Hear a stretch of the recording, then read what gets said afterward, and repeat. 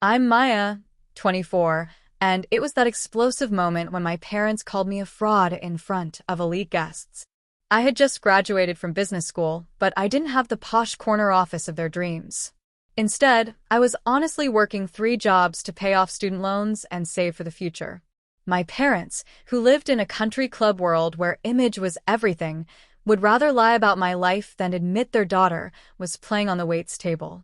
I wasn't born into their world of charity galas and golf memberships, but I had something they couldn't buy with all their status symbols: vision and an unwavering hardworking nature. That night began at a posh Italian restaurant called Bella Vista, where my parents were hosting business associates.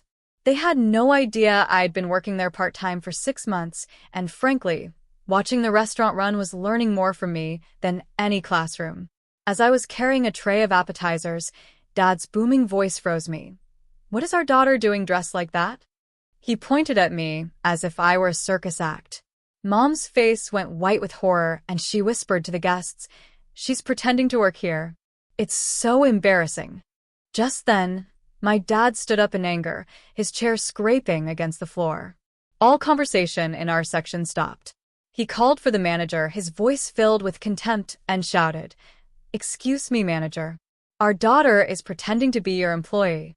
The manager, who knew me, bowed to my parents' public uproar and said, "Excuse me, sir, but Maya really works here. She's one of our best servers." The relief on my parents' faces lasted only 2 seconds, and then it was replaced by intense fear. Their beloved daughter was actually serving food for a living. My father's voice became dangerously low.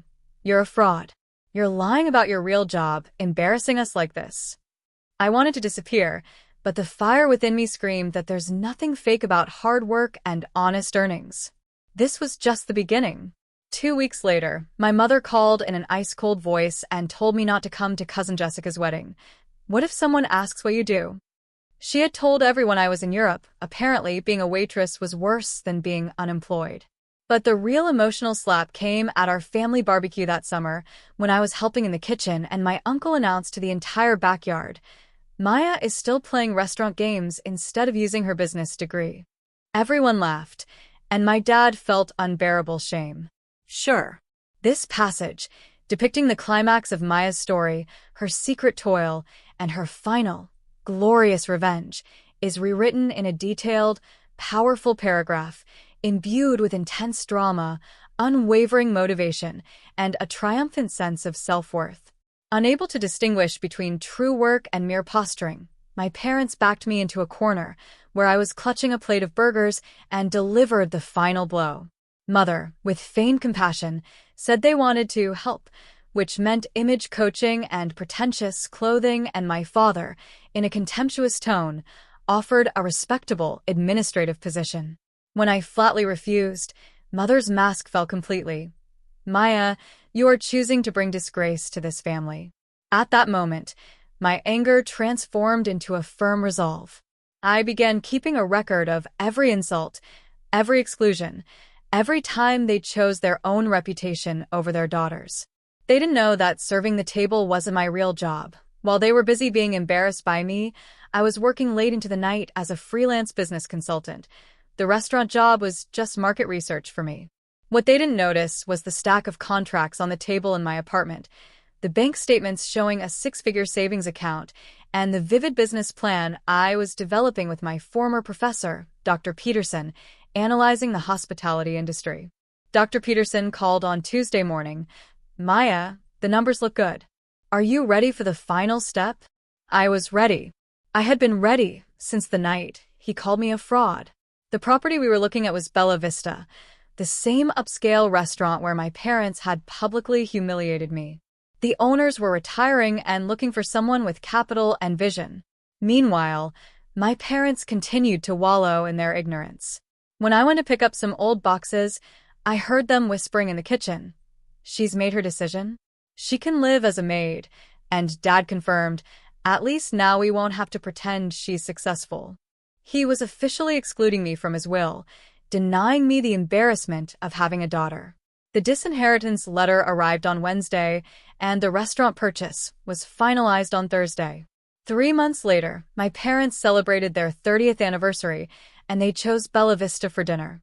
I approached them confidently, wearing a perfectly tailored black suit, no apron. My parents looked up from their table, confusion evident on their faces. "Maya, why are you here? We didn't invite you." I smiled. The same smile I'd been trying for months, a smile of self-possession, triumph, and unwavering vengeance. I said with unwavering confidence, "Actually, I invited myself. Now this place is mine." With this declaration, I could have heard a pin drop. Dad's fork landed on the plate with a thud, and my mother's mouth dropped open in disbelief. I pulled shiny business cards from the pocket of my tailored suit and gracefully distributed them across the table, clearly inscribed, "Maya Chin, owner and executive director, Bella Vista Restaurant Group." I looked into his stunned eyes and said in a calm, measured voice, "You called me a fraud for working here. Turns out I was trying to be my own boss here." My father found his voice first, his voice filled with disbelief and anger. "That's impossible. You don't have that much money." I retorted with intense determination. "Every insult, every time you called my work a sham, I was creating something real." Mom tried to backtrack nervously. "Honey, we were just trying to inspire you." I interrupted her, my voice filled with final clarity. "You inspired me, just not in the way you thought." They sat there, completely stunned and silent, thinking that their worthless daughter now owned the very restaurant where they had insulted her and that they were currently sitting as my customers. I could have kicked them out in a moment, banned them for life, but I chose a higher, more spectacular form of revenge, one that showed them the grace they always told me I lacked. I let them finish eating. I looked at their blank faces. A deep wave of triumph washed over me, and I said with certainty, "I hope you enjoy the rest of your evening. The service here has really improved." I didn't even look back. For once, their silence didn't hurt me. It liberated me. I had created my own success story, working honestly, quietly, and persistently one day at a time. And the best part? I no longer needed their approval in the slightest. I knew the best revenge was becoming what they said you could never be, and I had become the boss.